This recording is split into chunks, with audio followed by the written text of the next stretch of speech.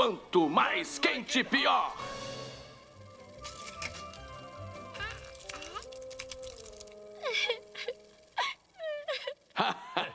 Você deve estar se perguntando por que o sorvete derreteu. Bom, Suzy, a culpa não é dos estrangeiros, é do aquecimento global.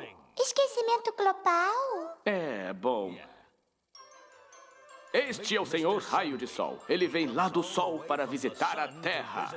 Olá, Terra! É só uma visitinha para iluminar o seu dia. Lá, lá, lá, lá, lá, lá, lá. E agora eu já vou indo.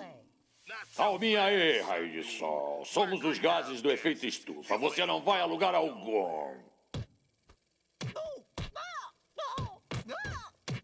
Puxa vida, como dói! Logo, logo a Terra ficará cheia de raios de sol, com seus cadáveres apodrecidos, esquentando nossa atmosfera. Como a gente se livra dos gases estufados? Felizmente, no último instante, nossos políticos mais bonitos bolaram uma maneira simples de combater o aquecimento global. Desde 2063, temos simplesmente que jogar um cubo de gelo gigante no mar de vez em quando. Igual ao papai que põe no drink dele toda manhã e depois fica chateado. É claro, como os gases do efeito estufa ainda estão se acumulando, nós vamos precisar de cada vez mais gelo. Assim, resolveremos o problema de uma vez por todas.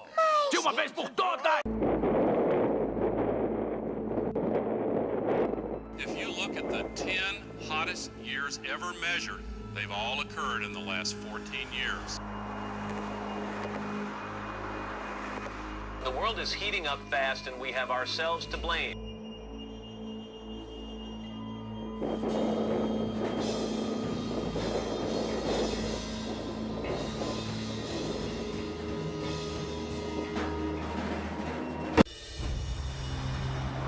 We face a convergence of crises. Industrial civilization has caused irreparable damage.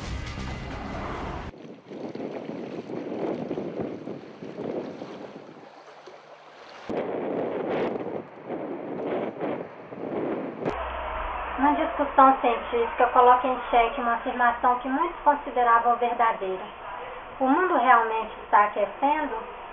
O ser humano é capaz de alterar o clima da Terra?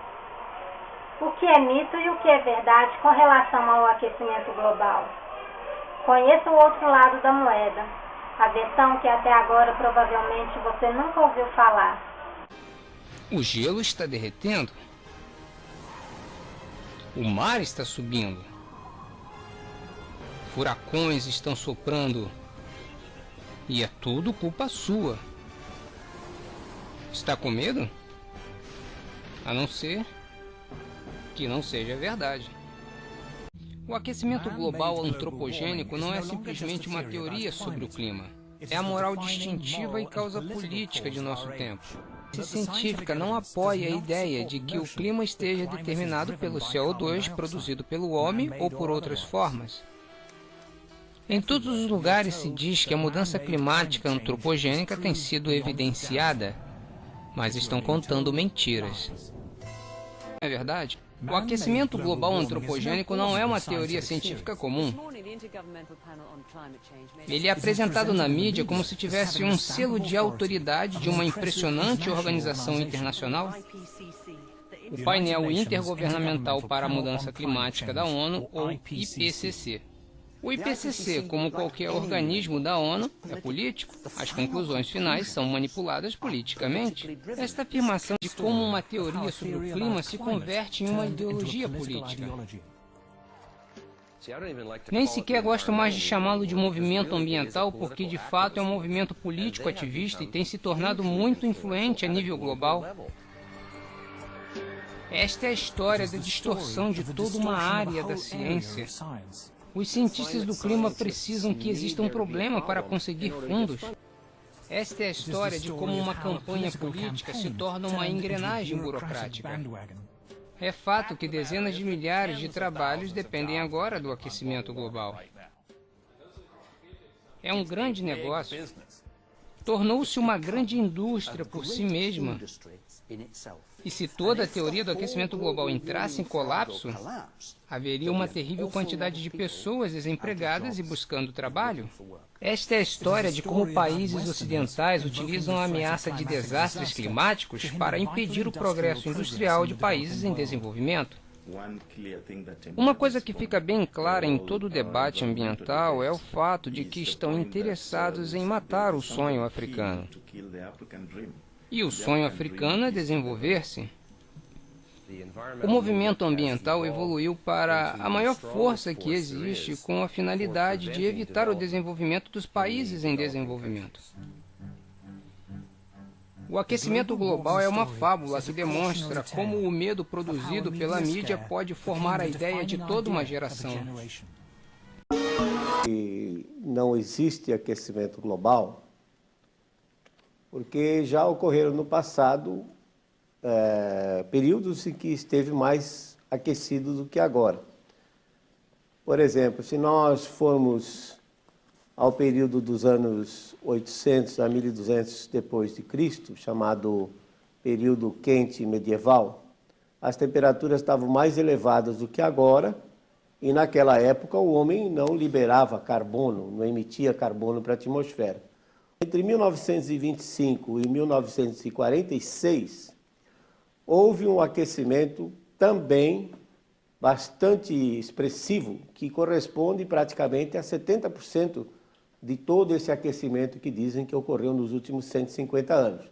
Naquela época, houve um aumento de 0,4 graus centígrados entre 25 e 46, e isso, muito provavelmente, foi devido à maior atividade solar na primeira metade do século XX, e o fato de que houve um período, esse período, em que praticamente não ocorreu nenhuma grande erupção vulcânica, de tal forma que a atmosfera ficou limpa, transparente, e entrou mais radiação solar e aumentou então a temperatura. Note, em 1946, depois da Segunda Guerra Mundial, o homem lançava na atmosfera menos de 10% do carbono que lança hoje. Portanto, fica muito difícil você dizer que o aquecimento entre 1925 e 1946 foi devido à ação humana. Posteriormente, pós-guerra, em que na realidade houve um aumento na industrialização e que passou-se então a emitir mais, o que aconteceu? Um resfriamento global entre 1947 e 76. E agora esse mais recente. A força quase hegemônica dos aquecimentistas, a corrente sofreu um baque duro no mês retrasado, quando um dos mais radicais defensores da teoria do aquecimento fez uma severa autocrítica e admitiu que estava errado. O nome desse cientista é James Lovelock, autor da chamada Hipótese de Gaia. Foram as previsões dele que inspiraram as imagens apocalípticas do filme O Dia Depois de Amanhã. Numa entrevista bombástica ao site da rede NBC, ele admitiu que os fenômenos previstos haviam contrariado as previsões e não estavam acontecendo. A visão apocalíptica das consequências do aquecimento global foi propalada ao redor do planeta pelo ex-vice-presidente norte-americano Al Gore. O documentário produzido por ele, Uma Verdade Inconveniente, foi reproduzido exaustivamente nos últimos anos. Mas a verdade expressa não é algo inquestionável. O problema do aquecimento global antropogênico é que, na realidade, ela não é baseada em dados observados. Ela é baseada em hipótese não comprovada e em resultado de modelo de clima. Uma enorme controvérsia envolvendo cientistas filiados a essas duas linhas de pesquisa, os céticos e os aquecimentistas. No centro do problema está a confiabilidade das amostras usadas pelos aquecimentistas para demonstrar que a temperatura da atmosfera da Terra está se aquecendo. Eles foram acusados recentemente de fraudar amostras de trabalhos acadêmicos para convalidar conclusões equivocadas. O escândalo ficou conhecido como Climate Gate. O escândalo veio à tona quando vazaram e-mails de um dos mais fervorosos defensores da hipótese do aquecimento global, o climatologista inglês Phil Jones. Ele admitiu para colegas que dados foram alterados para evitar que os resultados das pesquisas contrariassem a hipótese do aquecimento. Os dados originais que compunham as amostras foram deletados dos computadores da Universidade de East Anglia, na Inglaterra, impossibilitando a confirmação dos estudos que provariam o aquecimento. As observações dos aquecimentistas ficaram novamente em xeque quando este gráfico foi divulgado. Ele mostra o que aconteceu entre 1997 e 2008 com as temperaturas do planeta. Repare que a concentração de gás carbônico aumentou rapidamente, passando de cerca de 360 para mais de 380 partes por milhão. A temperatura, no entanto, não reagiu na mesma medida. Para os céticos, esta seria a prova de que o carbono não controla o clima na Terra. Os céticos reclamam com razão que é difícil convencer um aquecimentista a debater tecnicamente o assunto. Os ânimos ficam exaltados sempre que alguém os questiona sobre a confiabilidade das pesquisas que demonstrariam ser o gás carbônico o agente do aquecimento do planeta. Tanto é que essas pessoas usam os argumentos mais fajutos possíveis para tentar legitimar as suas pesquisas, as suas coisas, e não vêm para um debate, né? Quando a gente chama para debate, para tentar mostrar isso, você não consegue. Ações sobre o tema no exterior, dissonante. Não existe evidência do aumento do nível do mar. O nível do mar, desde que os satélites começaram a medir, em outubro de 92, ele aumentou da ordem de 5 centímetros nesse período. Mas está muito dentro da própria variabilidade natural. Existe um ciclo lunar em que a Lua, durante um certo período, ela atua fora dos trópicos. Então a atração gravitacional da Lua puxa a água para cima e faz com que o nível do mar aparentemente suba. Os próprios satélites que mostraram o aumento já estão mostrando um decréscimo do nível do mar. A atividade humana é muito pequenininha frente ao poder da natureza. Na parte climática, você falar que um elemento só, como a emissão dos tais chamados gases do efeito estufa, que é uma ciência que não existe, como que pode um elemento só dominar o clima em escala global? É muita pretensão e é chamar de idiota todos os cientistas, os filósofos e tudo mais que teve na história que já estudou o planeta. Napoleão, e as cheias na região sul, a tragédia com tantas mortes em Angra dos Reis, as constantes enchentes em São Paulo, recordes de chuva no Brasil, as ilhas do Pacífico afundando com o aumento do nível do mar. Essas catástrofes naturais não têm relação com o aquecimento global? Essa variabilidade, Tiziana, é natural. Nós temos aqui um gráfico que nós trouxemos agora para vocês, fizemos recentemente, no caso da cidade de São Paulo.